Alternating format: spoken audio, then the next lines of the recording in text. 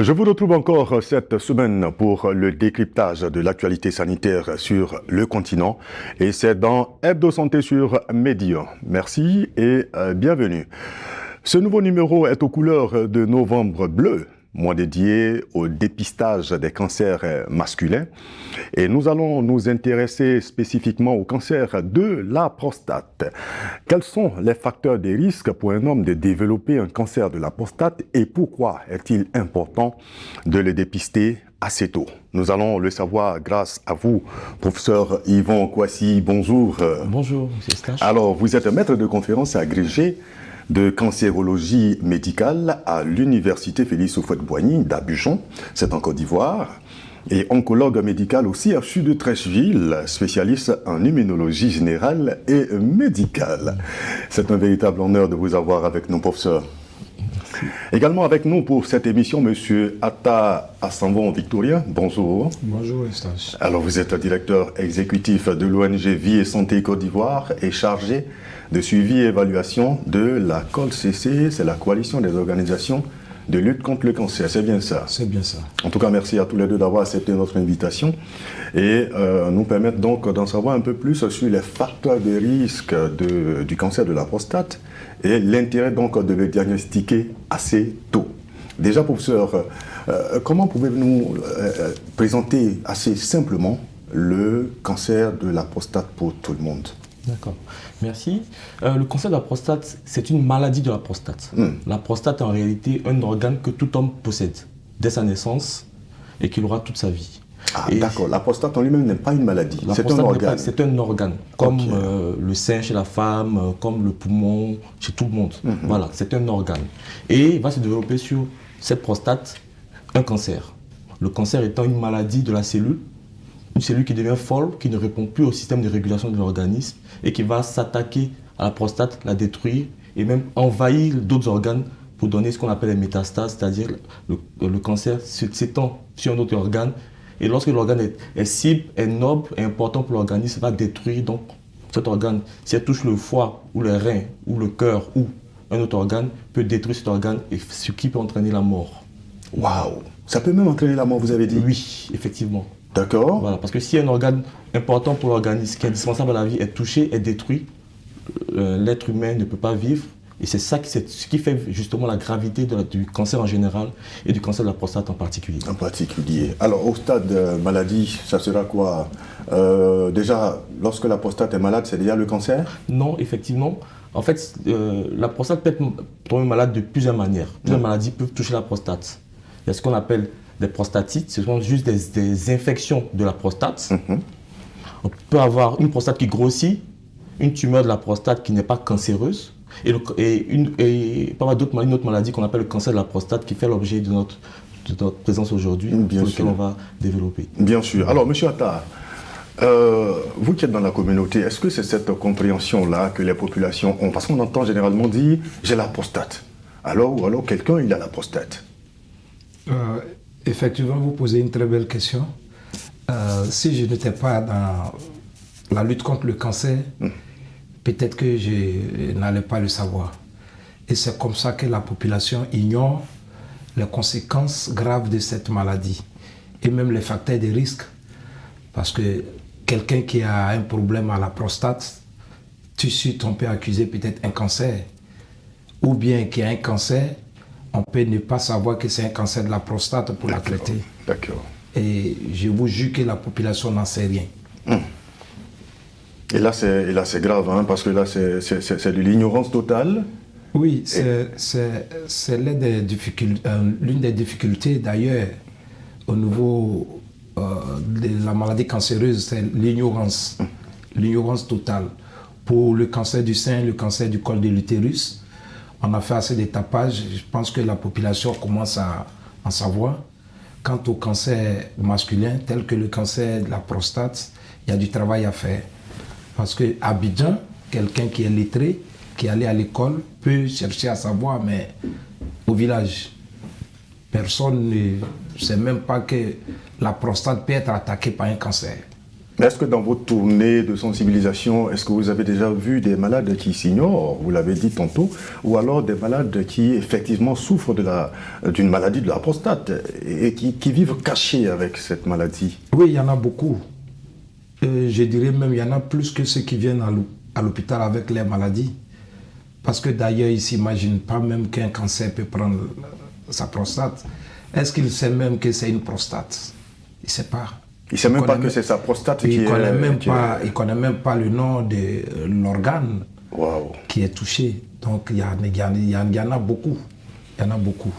D'accord. Cela nous amène, professeur Yvon, à parler un peu de l'épidémiologie de cette maladie, la prévalence. Qu'en est-il dans nos pays africains? Faut dire que la prévalence ou l'incidence même varie en fonction des pays. Mais grosso modo, en Afrique subsaharienne, le cancer de la prostate est le premier cancer chez l'homme.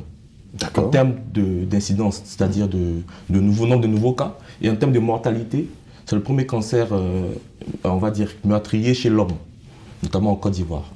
Par contre, dans les pays maghrébiens, la prostate n'est pas au premier rang des cancers. Ah bon? Ce sont surtout les cancers du poumon, les cancers du cerveau, chez l'homme, je veux dire. D'accord. Voilà. Mais en Afrique subsaharienne, en particulier en Côte d'Ivoire, c'est le cancer de la prostate qui est au premier rang en termes d'incidence et en termes de mortalité. D'accord. Alors on a retenu tout à l'heure, lorsque vous présentez cette maladie, vous avez parlé donc de facteurs de risque qui peut donc occasionner la survenue d'un cancer de la prostate. Quels sont ces facteurs? Il y a plusieurs facteurs. Il faut déjà préciser quelque chose. Il n'y a pas de cause réellement. On ne sait pas aujourd'hui particulièrement ce qui entraîne un cancer de la prostate. Ce n'est pas comme dans le cancer du col de l'utérus où on sait que c'est un virus, c'est une infection virale qui entraîne. Mais par contre, dans le cancer de la prostate, on ne sait pas quelle est la cause réelle. Mais on sait qu'il y a des facteurs de risque, des facteurs d'exposition. On a l'exemple, le premier facteur, c'est l'âge. L'âge? Oui, l'âge. À partir de 55, c'est une maladie du vieillissement. À partir de 50 ans, tout homme est à risque de développer un cancer de la prostate. Vous avez dit à partir de 50 ans? À partir de 50 ans, tout homme est sujet à développer, est à risque de développer un cancer de la prostate. Et dans certaines études, même en Amérique, aux États-Unis, ils se sont rendus compte que quand ils faisaient des patients décédés, quand ils faisaient leur autopsie, quand ils analysaient la prostate, les patients âgés de plus de 90 ans avaient tous un cancer de la prostate. Donc vous voyez que avec l'âge, l'incidence augmente. D'accord. Et comme autre facteur, nous avons l'alimentation, une alimentation trop riche en graisse animale, pauvre en fruits et légumes, trop riche en produits laitiers, peut être également source de cancer de la prostate. Alors, donc, oui, d'accord, oui, pour ça. Oui, et enfin, il y a la sédentarité. Le fait de ne pas bouger, de ne pas faire du sport. De ne pas pratiquer d'activités sportives régulières. C'est un facteur de risque de cancer de la prostate. On pourra citer d'autres facteurs, mais ce sont ces principaux facteurs. D'accord. Donc les idées reçues qui disent que quand on a une sexualité un peu trop exagérée, on peut peut-être avoir une maladie de la prostate, c'est pas fondé. Non, c'est pas fondé. Ce qui est prouvé scientifiquement, c'est que les activités sexuelles régulières pourraient protéger. Voilà, mais c'est à controverse. Mais ce qui est sûr, comme facteur protecteur qui est décrit, c'est une alimentation qui est riche en lycopène. Le lycopène, c'est une substance qu'on peut retrouver dans de la tomate. Ah d'accord. Voilà, donc les personnes qui mangent régulièrement de la tomate, on s'est rendu compte que ces personnes développent moins de cancer de la prostate que le reste de la population. Ben voilà, Mike, j'espère qu'on va dévorer les tomates. Alors, on va parler des symptômes. Comment est-ce que cette maladie va se manifester? En fait, comme la prostate, la prostate, comme je l'ai dit, c'est un organe qui intervient dans tout ce qui est dans la constitution, sécrète d'une substance qui est contenue dans le sperme. D'accord. Dans le sperme, qui permet la fécondation, ainsi de suite. Et cette prostate est située dans une zone carrefour où il y a le maire utéral, où les urines passent. Et lorsque la tumeur, le cancer suivant au niveau de la prostate, il y a une boule qui se forme, et cette boule va comprimer les voies de drainage des urines. Ce qui fait que les premiers symptômes du cancer de la prostate, c'est une difficulté à uriner. Ah, déjà. Voilà, c'est d'abord des troubles urinaires. Quand on sent qu'on a des difficultés à uriner. Si on a des difficultés à uriner, c'est-à-dire qu'une personne a envie d'uriner, quand elle va, l'urine n'arrive pas à sortir, la personne est obligée de pousser avant d'uriner. Non pas de dysurie, une difficulté à émettre des urines. Parfois, ce n'est pas des difficultés à uriner, mais la personne urine plusieurs fois dans la journée, mais surtout dans la nuit. Elle peut se lever plusieurs reprises pour uriner. On parle de prolacturie dans le jargon. Et parfois, c'est du sang dans les urines ou du sang dans le sperme. Lors de l'éjaculation, on peut noter du sang dans le sperme. Ce sont des symptômes assez fréquents. Mais il y a d'autres symptômes, tels que la fatigue importante, inexpliquée, l'amaigrissement inexpliqué, parfois le manque d'appétit. Et dans certains cas, quand la maladie est très évoluée, lorsque la maladie s'étend vers d'autres organes, parce que le cancer de la prostate a une affinité particulière pour les os, va fragiliser les os, donc la personne aura des douleurs osseuses, parfois on peut aller jusqu'aux fractures des os. Et lorsque cette fracture siège au niveau de la colonne vertébrale, on peut entraîner une paralysie. Alors, donc on va récapituler, comment savoir qu'on a un problème au niveau de la prostate. Vous avez dit, c'est d'abord des troubles urinaires, difficulté à uriner. Voilà, pour faire pipi, comme on dit. Voilà, difficulté à uriner, une émission difficile. Parfois en termes de quantité, même en termes de fréquence, voilà. Il y a des troubles, parfois du sang dans les urines ou dans le sperme, voilà. Et puis d'autres symptômes généraux tels que la fatigue intense, inexpliquée. À partir de 50 ans, lorsqu'on a ces symptômes, il faut qu'on aille consulter parce que ça peut être un cancer de la prostate. C'est vrai que ces signes ne sont pas spécifiques du cancer de la prostate, mais il faut que ça nous alerte pour qu'on aille voir un médecin pour qu'il puisse nous dire c'est en rapport ou c'est pas en rapport avec un cancer de la prostate. D'accord, donc lorsqu'on observe ces signes, et lorsqu'on a un âge qui est au-delà de 50 ans, il faut tout de suite aller consulter. Oui, il faut aller consulter, c'est le conseil que nous donnons à la population générale. Et même à nos patients, quand on les voit qui viennent pour un autre symptôme, on leur demande de consulter, on leur explique cela pour qu'ils puissent être alertes en fait. Monsieur Ada, est-ce que vous, dans vos actions, vous avez déjà eu à référer des cas similaires? Oui, je voudrais profiter de votre antenne pour dire merci à professeur. D'accord. Merci pour la sensibilisation qu'il porte ici. D'accord. Nous sommes en novembre. Et j'espère que le monde entier va écouter ce que le professeur est en train de nous apprendre. Ce message assez important. Et il faut dire que c'est grave pour nous. C'est grave pour nous les Africains, la race noire. Oui, il a dit. Le professeur dit que nous sommes les plus menacés. Ouais, justement, avoir la peau noire, c'est être prédisposé déjà. Voilà, là, c'est grave. Pour nous, il ne faut pas attendre 50 ans avant de se faire examiner ou bien prendre des mesures préventives. Il faut commencer tôt. Il a dit, simple consommation de la tomate peut se protéger. Oui, peut protéger. Peut réduire les risques. Peut aider à diminuer les risques. Donc, sur nous, nous sensibilisons depuis presque en arrière.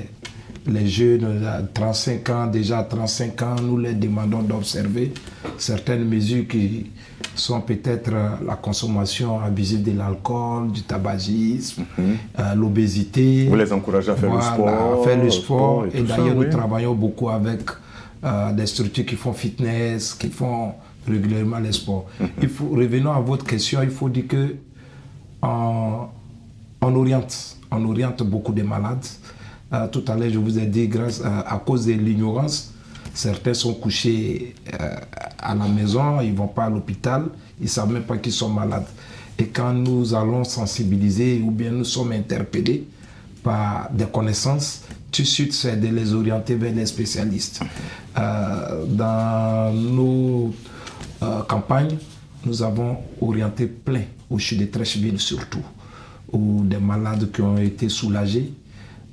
Il y a plusieurs qui ont été soulagés, qui sont retournés en famille et pratiquent leurs activités normalement. Et ça nous fait aussi plaisir. Mais quand on ne sait pas, quand on ne vient pas tôt à l'hôpital, il y a des conséquences qui peuvent entraîner la mort, comme l'a dit le professeur.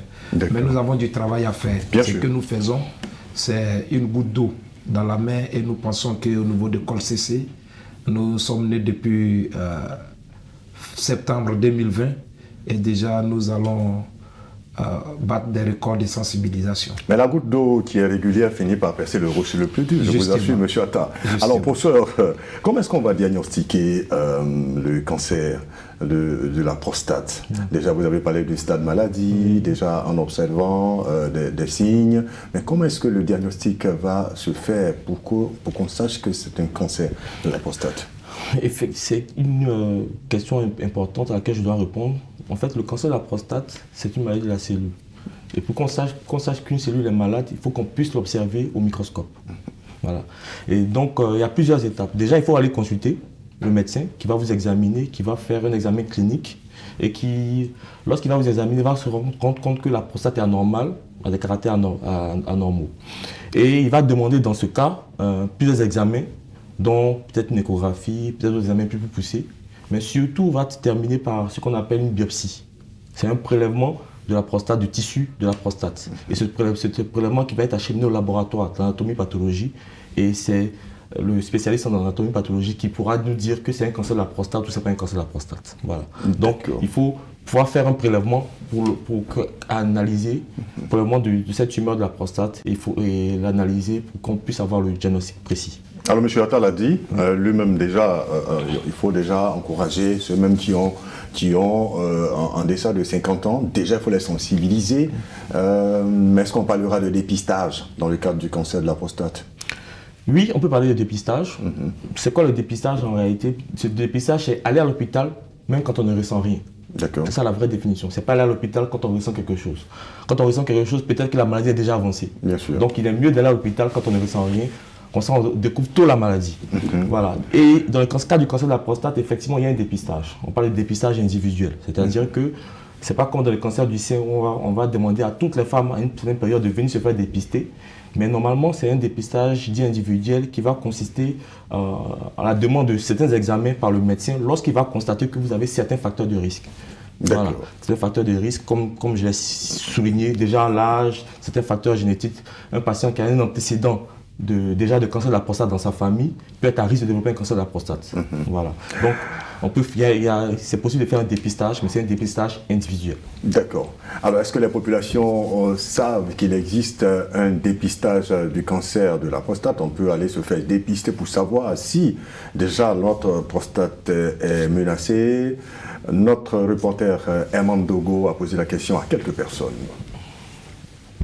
En ce qui concerne la prostate, pour les hommes, véritablement, j'en ai déjà entendu parler et même j'ai même été témoin parce qu'il y a des amis qui, eux, ont vu leur père perdre la vie parce qu'il était victime de cette maladie-là. Je sais juste que généralement les mois de novembre sont dits les mois de dépistage et personnellement j'ai déjà fait les 2 années déjà passées, j'ai déjà fait le test, je crois le dosage de PSA. Au service de l'oncologie, derrière le CHU de Cocody. C'est maladie des hommes, en un mot. Mais ce mot-là est un peu gênant. Parce que généralement, quand on entend prostate, on pense directement à la sexualité. Or, c'est une maladie. Et cette maladie-là, en principe, nous les hommes, on doit se faire traiter. À chaque fois que je tombe malade, comme je suis maintenant, j'ai plus de 60 ans, alors, la première des choses, dans les examens de sanguin, on me fait les PSA, voilà. C'est le premier constat et ensuite maintenant, on s'occupe maintenant du reste.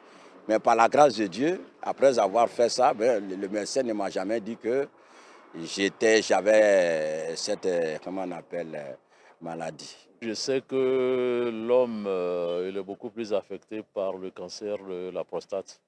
Je ne sais pas qu'il y a un dépistage qui est en vue, mais j'ai fait déjà les examens. J'ai fait le PSA et puis tout récemment l'IRM. J'ai déjà fait tout ça là. En ce qui me concerne personnellement, je n'ai pas encore fait de dépistage, je n'ai pas encore fait de tests. Mais le plus souvent, on voit dans les rues des tradis praticiens en train de parler de ça et là. Mais j'ai même suivi un documentaire sur comment faire l'opération, ça et là. Voilà. Mais il faut dire que ça fait vraiment peur. Voilà. Mais s'il y a une opportunité de me faire dépister, voilà, il va la saisir. Je n'ai pas l'information. Mais l'idée aussi ne m'est jamais venue. Oui, mais je pense que c'est une bonne chose. Et tout le monde doit se faire dépister pour voir au moins de quoi tu souffres. Voilà, parce que la maladie, le mieux d'anticiper avant est mieux que d'attendre au dernier moment. Donc je pense que l'information doit s'accentuer. Voilà, doit s'accentuer. Et même moi, je propose que, en dehors des zones, comment on appelle, des villes, d'aller dans les campagnes. Dans les campagnes, en faisant comment on appelle, des tournées comme ça, des sensibilisations dans les fins fonds de nos villages et tout. Parce qu'on a des personnes âgées là-bas, et ce n'est même pas forcément même des personnes âgées, puisque il paraît que c'est à partir de 50 ans, il faut déjà voilà, chercher à contrôler un peu voilà, au niveau de la prostate. Alors, monsieur, comment vous réagissez après ce que nous venons donc d'entendre? Est-ce que vous avez le sentiment que les populations ont la vraie information et sont conscients vraiment du danger? Bon, comme le monsieur Attal a dit, c'est à l'image de votre reportage. Hein. Les populations n'ont pas forcément toutes les informations, n'ont pas forcément la vraie information. Mais c'est un long, mais c'est pas, on se rend compte que c'est une petite partie de la population. Donc il faut accentuer la sensibilisation, pas seulement dans les zones urbaines, aussi en zone rurale. Parce qu'en zone rurale, on vit plus longtemps, on va dire. Donc il y a un gros risque de développer un cancer de la prostate. Bien sûr. Voilà. Donc je pense qu'il faut accentuer la sensibilisation et je voudrais remercier les différentes ONG, dont la COL-CC qui fait un travail remarquable depuis leur création et qui nous accompagne vraiment. Donc merci à la COL-CC, merci aux autres ONG qui portent l'information. Monsieur Attal, réaction après ce qu'on vient d'entendre? Oui, je pourrais dire que je suis heureux, mais pas trop. Parce que c'est en ville qu'on a écouté ces impressions-là. Ah, vous aurez souhaité qu'on aille... Et j'aurais souhaité que ce soit des impressions prises un peu partout. D'accord. Mais déjà, il y a quelque chose qui s'est fait, qui est en train d'être construit, comme le monsieur l'a dit. Il faut amplifier l'information, il faut donner la chance aux autres aussi de comprendre. Dieu a dit, mon peuple périt par manque de connaissances. Bien sûr. Voilà, il faut partager cette connaissance-là. Nous faisons beaucoup de tapage quand il y a Octobre rose pour les femmes. C'est parce que c'est facile de diagnostiquer par le dépistage un cancer du col de l'utérus. Il y a de nouvelles techniques de dépistage. Et là, c'est facile. Mais nous, au niveau des organisations de la société civile, nous avons des difficultés à faire les dépistages pour le cancer de la prostate. Parce que c'est coûteux. C'est coûteux et puis le processus ne s'arrête pas qu'à la prise du sang. Vous voyez, donc on n'a pas toute la chance, on n'a pas toute la force de passer dans les hameaux les plus reculés où vous avez sensibilisé, c'est vrai, vous avez fini de parler à des populations et le reste. C'est vrai. Et puis il faut qu'on ait des modules de communication au niveau de nos langues. Parce qu'aller dire à quelqu'un, à moi que je vais te parler de la prostate, il faut trouver le nom de cette maladie-là, le cancer de la prostate, peut-être en langue sur place. Donc on a besoin de l'appui de certaines structures qui vont nous accompagner dans la rédaction de ces différents papiers de sensibilisation, ces différents canaux qu'on doit utiliser pour sensibiliser. Il y a du travail donc à faire. Il y a beaucoup de travail à faire. Bien sûr. Allez, pour ça, donc, on va terminer par les recommandations concernant donc le dépistage du cancer de la prostate. Vous l'avez dit, il ne faut pas attendre donc d'avoir la maladie. Quand on a la maladie, c'est déjà trop tard. Alors, quelles recommandations, quels conseils vous avez pour les différentes populations qui nous regardent? D'accord. Ok, merci. Déjà, je voudrais préciser que le dépistage, il est assez facile et peut-être un peu coûteux en termes de prise de sang, l'analyse, mais il est simple, on va dire. C'est-à-dire qu'il repose sur deux éléments. D'abord, un examen clinique, le médecin doit pouvoir vous examiner, faire un toucher rectal à la consultation. Donc même s'il ne le fait pas, il faut le demander, c'est le droit du patient. Donc parce qu'au toucher rectal, on peut avoir un signe qui sera très évocateur, qui va orienter. Et puis deuxièmement, à partir de 50 ans, faire régulièrement un dosage du PSA. D'accord. Un dosage du PSA et qui va aider.